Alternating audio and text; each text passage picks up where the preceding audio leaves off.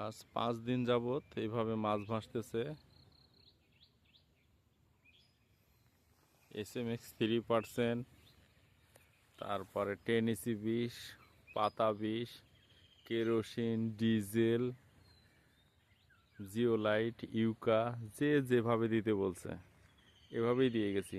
কিন্তু কোম্পানির ওষুধগুলো এত নিম্নমানের এবং আমাদের সাথে ধোঁকাবাজি করছে, যার কারণে আমরা শুধু টাকা পয়সায় নামতেছে আর ক্ষতিগ্রস্তই হচ্ছে।